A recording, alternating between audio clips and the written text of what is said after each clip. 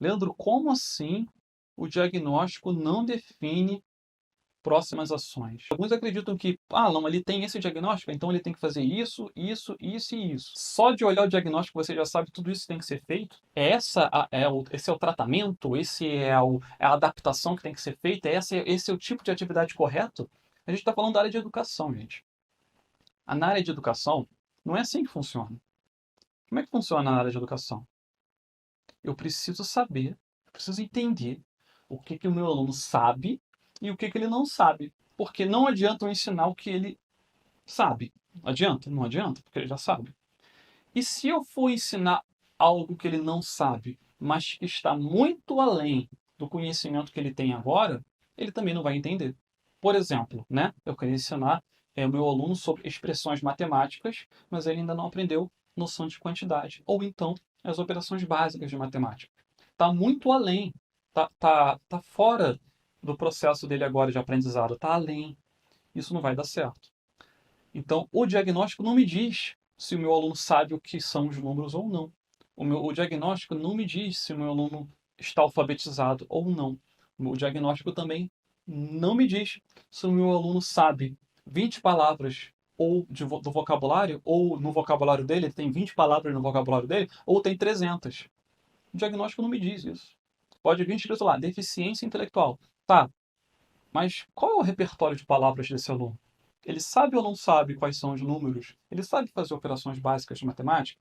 O que ele sabe sobre a história do país, por exemplo, do Brasil?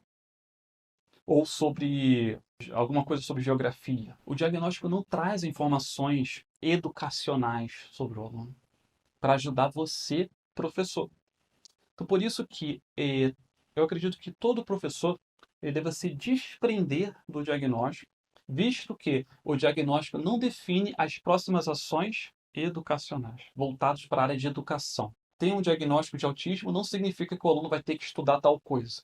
Não tem nada a ver uma coisa com a outra. O diagnóstico não aponta qual vai ser o currículo do meu aluno, como vai ser a adaptação de atividades dele, de que forma vai acontecer isso. Não aponta. É um rótulo. E o que é que então vai apontar? Leandro, tá, eu não tenho diagnóstico ainda, ou eu tenho um diagnóstico que eu acredito que não é coerente com a realidade do meu aluno, ou meu aluno, eu estou esperando um diagnóstico, mas eu quero agir agora.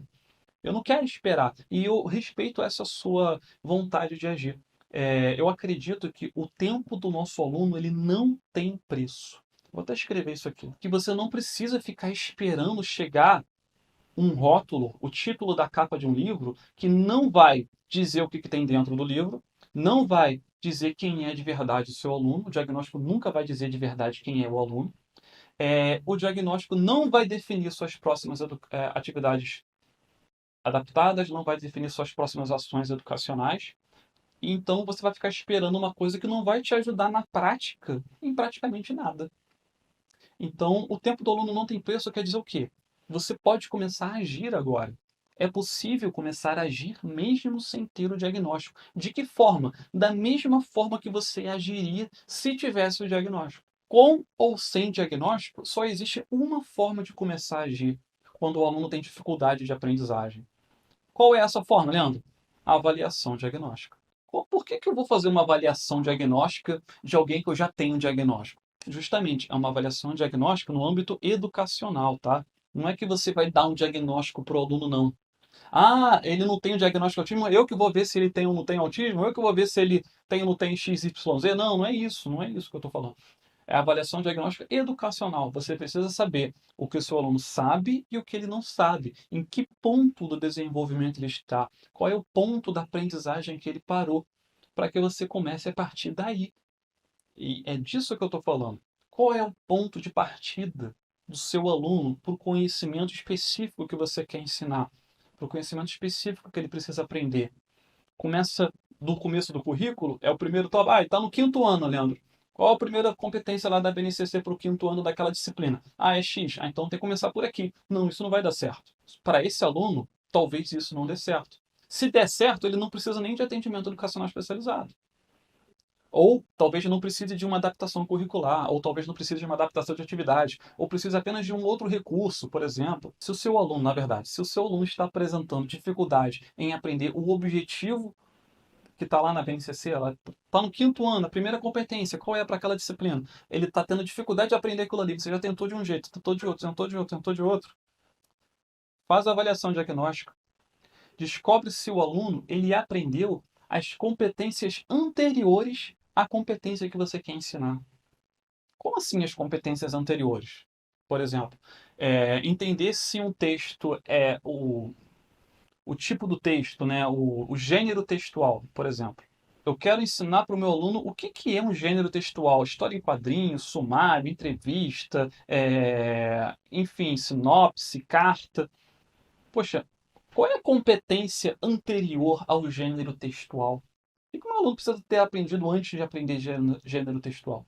Tem alguma coisa que ele tem que aprender antes? Ou qualquer pessoa pode aprender o que é gênero textual, independente do conhecimento prévio que tem? Aqui na minha cidade, a gente tem zona rural, tem roça aqui na minha cidade, né? E tem pessoas analfabetas lá, né? Eu mesmo convivo com algumas pessoas que são analfabetas aqui na minha cidade, adultos, que trabalham no campo, né? E eles levam a vida deles lá normalmente. E a poucos quilômetros daqui da cidade. Poucos quilômetros. E não estou nem um pouco interessado em ir para a escola. Se uma pessoa dessa resolver ir para a escola agora, você acha que é adequado ensinar gênero textual para essa pessoa? É possível? Possível é. Dá para dar um jeitinho dele entender o que é gênero textual? Dá até para dar um jeitinho, não é? Mas faz sentido? Será que é isso que essa pessoa realmente precisa? É disso que eu estou falando com você. Como é que eu vou entender o que esse adulto que trabalha no campo, que é analfabeto, precisa aprender? Tem que fazer uma avaliação diagnóstica, tem que ver o que ele já sabe. O que ele já sabe sobre textos? O que ele já sabe sobre escrita, sobre a leitura? Que palavras ele já lê, que palavras ele não lê? Qual é o tipo de texto que ele tem contato? Se ele tem contato com algum texto. Não adianta eu falar de gênero textual, de sinopse, para uma pessoa que nunca botou a mão num livro. Não vai fazer sentido isso. Não vai fazer sentido. Vou falar sobre história em quadrinhos, a pessoa nunca nem viu uma história em quadrinho. Vai fazer sentido? Não vai fazer sentido. Nosso aluno com deficiência é a mesma coisa. Às vezes chega um aluno numa sala de aula de língua portuguesa, no meio de uma aula de gênero textual, e querem que o aluno aprenda gênero textual totalmente fora de coerência com a realidade daquele indivíduo ali. E a realidade daquele indivíduo ali não é dita pelo diagnóstico. E isso eu quero deixar claro com você. E a adaptação de atividades também não vai ser feita com base do diagnóstico. O diagnóstico pode sim ajudar muito na adaptação de atividades, tá? Pode ajudar muito na adaptação de atividades. Por quê? Porque o diagnóstico pode trazer algumas informações que são gerais, assim. Por exemplo, uma pessoa que geralmente, uma pessoa com autismo, geralmente, ela tem dificuldade de comunicação verbal, tá? Geralmente. Pode não ser o caso do seu aluno, você precisa entender isso. Pode não ser o caso do seu aluno, mas geralmente quando se usa recursos visuais com alunos com autismo, eles tendem a compreender melhor o que está sendo proposto. Então, é uma tendência, só que você tem que olhar o caso individualmente. Não é porque dá certo com uma maioria que vai dar certo com o seu aluno, né? A proposta do atendimento educacional especializado é justamente pensar de forma individual. Não é para atender, a gente não faz adaptação de atividade para atender uma maioria. Né? Ah, estou fazendo uma adaptação de atividade aqui que vai servir para todos os alunos com autismo. Isso não existe, tá, gente? Não existe nenhum aluno com síndrome de Down igual ao outro. Não existe nenhum aluno com autismo igual ao outro. Não existe nenhum aluno com deficiência intelectual que é igual ao outro. Nenhum aluno surdo que é igual ao outro surdo. Não existe isso. Alguns alunos surdos vão ter um conjunto de habilidades, um conjunto de conhecimentos prévios, um nível de inteligência, um desempenho cognitivo, um desempenho motor, totalmente diferente de um outro aluno surdo. Por quê? Porque simplesmente pelo fato de que as pessoas são totalmente diferentes. Mas eu estou falando de um aluno que tem necessidades específicas e essas necessidades específicas elas precisam ser avaliadas numa avaliação diagnóstica.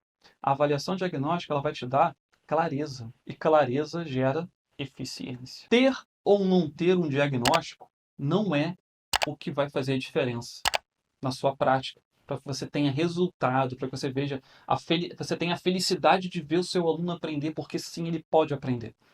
Ter ou não ter o diagnóstico não é a virada de chave na sua prática pedagógica. Ter ou não ter o diagnóstico não vai, na verdade, fazer quase nenhuma diferença. O resultado da avaliação diagnóstica, da sua avaliação diagnóstica, independe do diagnóstico.